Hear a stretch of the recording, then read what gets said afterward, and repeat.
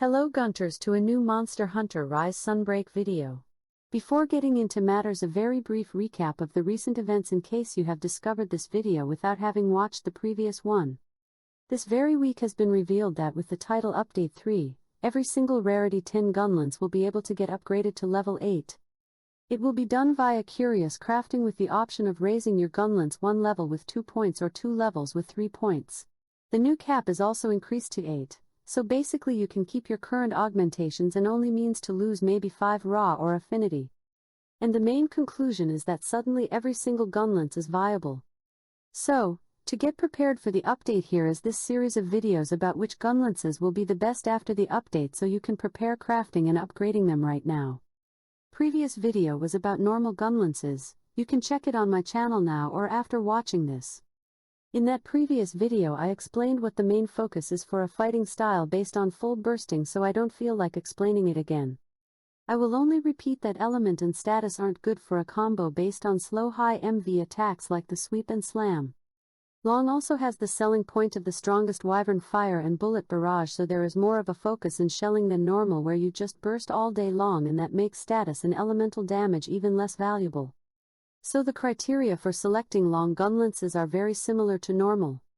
The main difference here is that the power of melee stats for long Gunlances is higher than normal ones. Take for example this one Gunlance, Silver Rathalos, and compare it side by side with Torsi. 10 more raw and 5 more affinity, where the major trade-off are 2 level 1 slots, and that requires more handicraft to reach purple. This one is not actually the highest affinity for long Gunlance, with Nargacuga having 5 more. But is a waste of time since it needs to raise the Rampage decoration with 4 points and raise the level from level 6, that is another 3 points on top of having 10 less raw. With just the 5 points of both you can augment Silver Gunlance with 5 more affinity and raw, making the gap even more broad. Adding handicraft became a lot easier with loosened armors that you use for sneak attack. Sneak attack and long Gunlance are a powerful combination because those sneaky 2500 damage bullet barrages. But I don't think the money is in high affinity this time over, because we have 2 really nut Gunlances. Lucent Gunlance is nuts. 340 raw, that is just 10 less than the highest long, natural purple sharpness and 3 slots. 3 slots is crazy good. I will repeat from the last video. This means a Gunlance with built-in max might, protective polish or artillery, and heavily outweighs the 10 extra raw from Baroth or Bone Gunlances. So, this is at once the most versatile and the most powerful long Gunlance. A prime option for both pure shelling and melee heavy builds.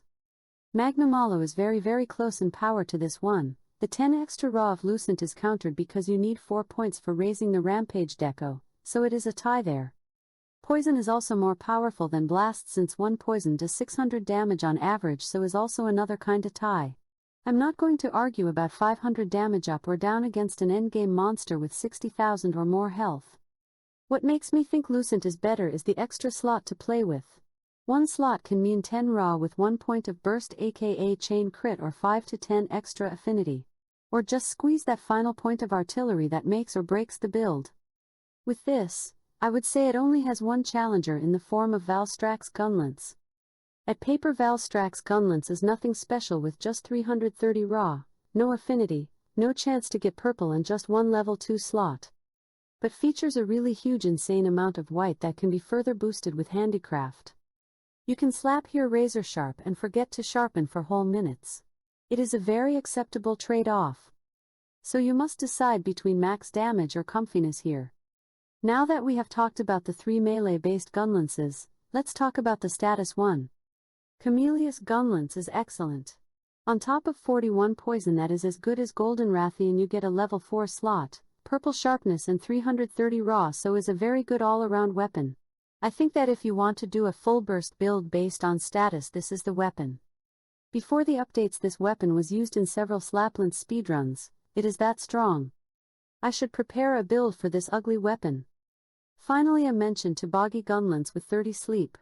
Antique normal Gunlance only has 16 sleep, so this is way more effective at causing the status effect.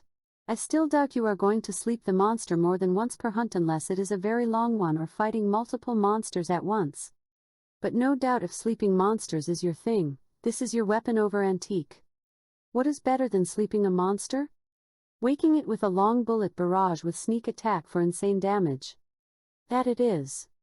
And no more gunlances to highlight. This doesn't mean the others are bad, but the ones I have highlighted just outclass the rest. Pick your favorite and have fun. After the update drop I will redo the normal versus long comparison. Normal dominated because Torsi Gunlance was much more powerful melee-wise than Canyon, and this will no longer be true thanks to these excellent long gunlances. I will have to wait for the update because we will have new decorations, gunlances and skills that may change everything, so have patience there. And before saying goodbye I will leave here again the table with the stats of every single current long gunlance. Thanks for watching. And see you in the hunt.